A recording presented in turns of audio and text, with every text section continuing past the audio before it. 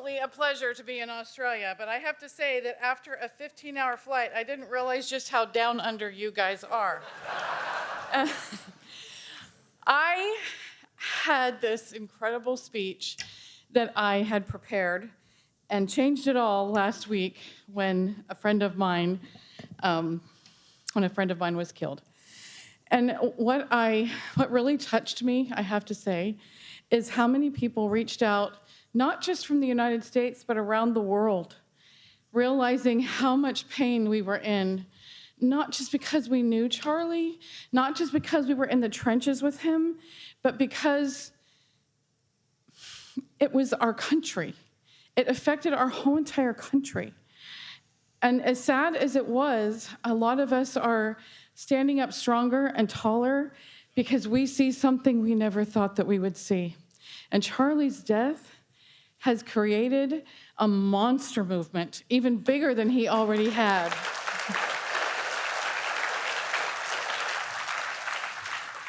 So one of the things that came from this that is a blessing is there are people now who are realizing who the real enemy is. Usually when things like this happen, everybody's automatically looking at the parents and going, oh, what did they do wrong?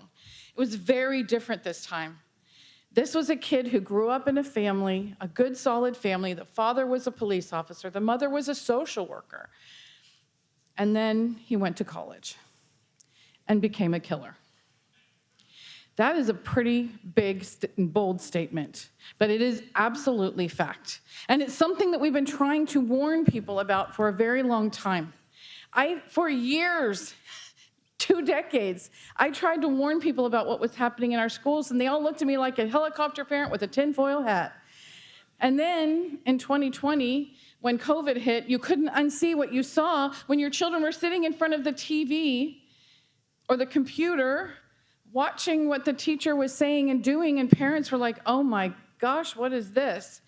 And then the teachers were saying, you can't be watching this. Don't be in the room. Don't tell your parents what you're learning. When I was growing up, my mom told me, if anytime somebody tells you, do not tell your mom, that is the first thing that you do.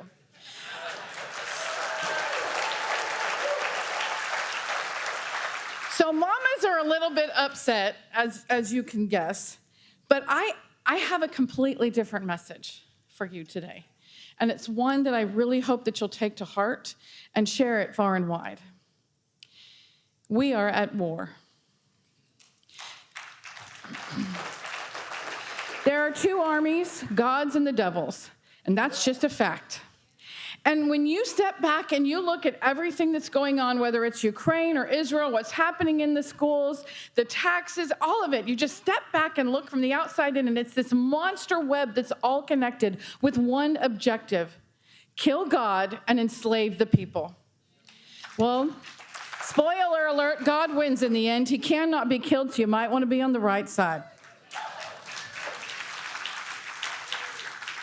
So it was a hard, very heavy week in America last week.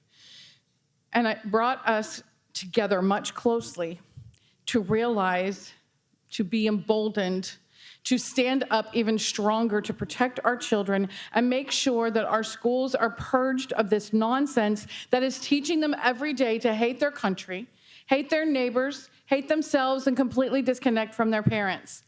It is not just happening in the United States of America. It is all over Australia. And mothers are coming to us and reaching out and saying, what can we do? Your systems are different here.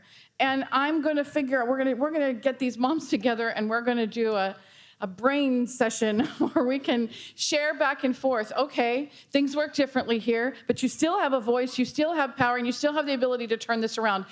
I would like every single mother in this room to stand up. If you have children, if you have given birth to children, if you want to have children, if you are a grandmother, if you are a woman who wants to have, please stand up right now. Stand up, stand up, stand up, stay standing up, stay standing up.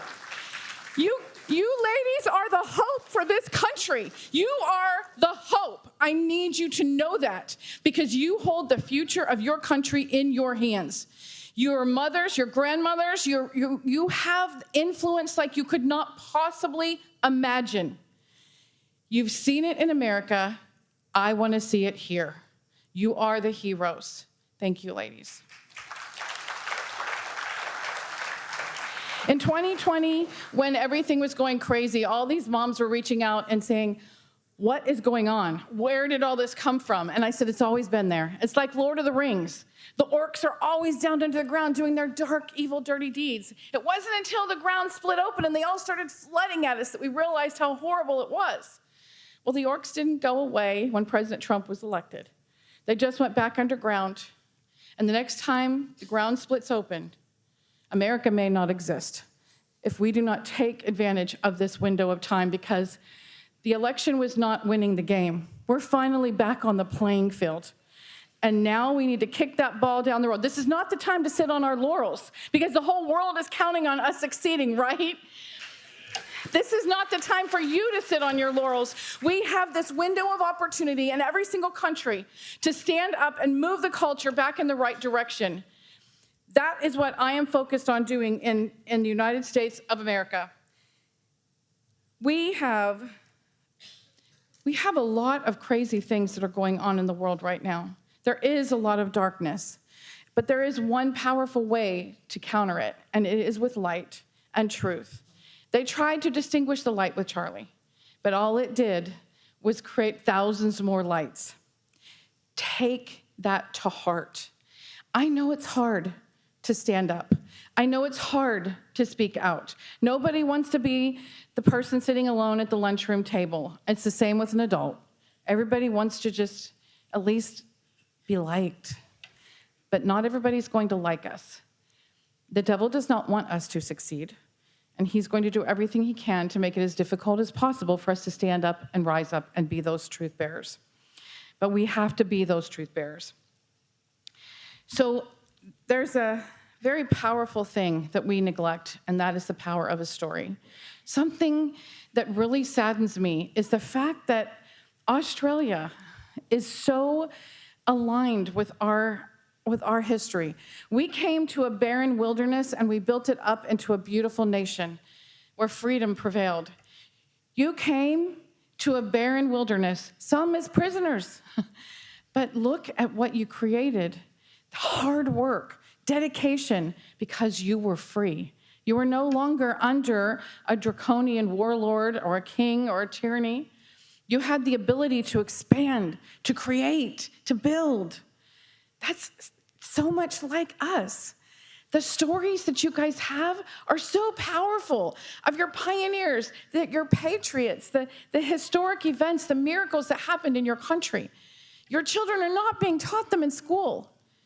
You need to teach them. And if you don't know them, you need to learn them yourself. My dear friend, sorry, I'm trying not to get emotional here, but there's so many good people in this room. Gina Reinhardt created several films about the history of Australia. You can find them and you can share them. What she has done with her life, the dedication that she's given, she is not afraid to stand up and speak truth. Rachel Reed is somewhere in this room. She started Moms for Australia. Becky Clow is somewhere in this room. She started Families for Australia.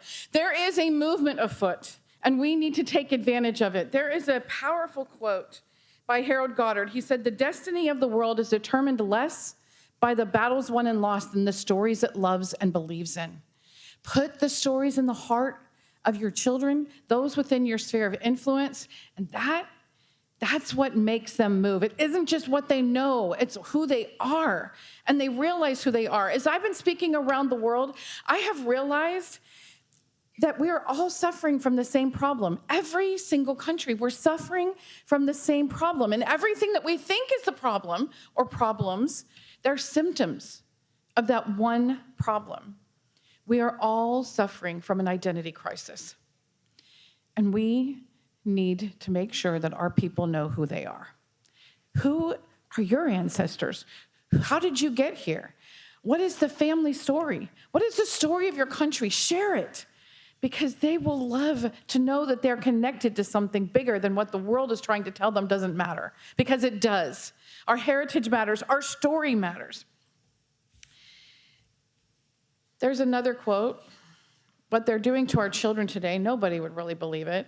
That's why they looked at me like the helicopter parent with the tinfoil hat, because who would believe that they're shoving pornography down our children's throats as young as kindergarten and calling it curriculum? Who would believe that they're convincing our children that they aren't who they are by asking a simple question, are you feel comfortable in your body? What kid between 11 and 14 years old feels comfortable in their body? Is there anybody in this room who feels comfortable in their body between 11 and 14? It starts with a question, and then it's a club, and then it's everybody needs to accept it because that's the cool thing, and you don't want to sit alone at the lunch table. You don't want to be called out as one of those nasty names that they keep coming up with. Well, Nelson Mandela said there can be no keener revelation of the soul of society than the way it treats its children. Through the annals of time, and especially in modern times, the three most despots of our time, Hitler, Stalin, and Mao, went to the children to shape the future they wanted. Hitler created Hitler Youth. He pulled them away from their families, from church. All the fun activities were on Sunday. Why? Because you'd much rather be there than go to church, right? That's what they want. Pull you away from your faith. Pull you away from your family. Pull you away from everything that gives you a foundation until there's nothing but a void of emptiness that they have to fill with something. And the world is more than happy to spoon feed them something. We have to be as much of an influence in our children's lives as the world is, or we will lose them. And if you think your children are safe, I'm sorry they are not. You have got to help them. We would never send our children out in the cold without a coat and gloves and mittens. I know it doesn't get much cold here, but we would never do that. So why are we sending them out in the cold, dark world without being prepared? We're not always going to be there. We have to empower them to be able to stand for themselves. One of the things that we are doing in America with Moms for America is we have set up a phone line where you can call in, a national report line where parents can call in. They finally have someplace they can go and call and say, this is happening. And we have a bunch of lawyers who are there to help. We just had a lawsuit. It was 2 years ago we filed this lawsuit, and it was because we had a group of moms who went into a school board meeting, and they had signs that said, that was calling for the resignation of the chairman of the school board. He didn't like that very much, and he told them they had to leave. Well, the irony is there were all of these Code Red. If you don't know what Code Red is, that's all the teachers' unions who come in their red shirts and say Red for Ed, and it's like whatever. They just torment everybody who has anything to do with actual quality education or protecting kids and respecting parents. And so they had their signs that was calling for the removal or the resignation of the school board member who reached out and asked for our help. Her name was Ivy Lou. So they show up every meeting calling for her resignation, shouting obscenities at her. And when we did the same thing on the opposite side, we were ushered out by police. The next day, we filed a lawsuit, and after 2 years, just last month, we won that lawsuit, and the school board and the chairman himself were penalized to the full extent of the law. And now we're able to take that lawsuit to school districts all across the country and go, do you really want to deal with this? Stalin said, ideas are more powerful than guns. We would not ever give guns to our enemies, so why would we give them ideas? Before they start mass murdering people, it starts with silencing them. I am urging you, learn from our good examples, don't repeat our bad ones. The reason we're losing our country, and we are, President Trump alone cannot do this. It has to be all of us coming together, sharing the story of who we are, why we exist, why America is so great, why it's worth fighting for. Australia is a great country. You need to be sharing the story of why it's so great and why it's worth fighting for. Because freedom is something worth sacrificing everything for. I know it, Charlie Kirk knew it, and the more of us who rise up, the less can stand against us. God bless Australia. And thank you for inviting me way down under to be with you.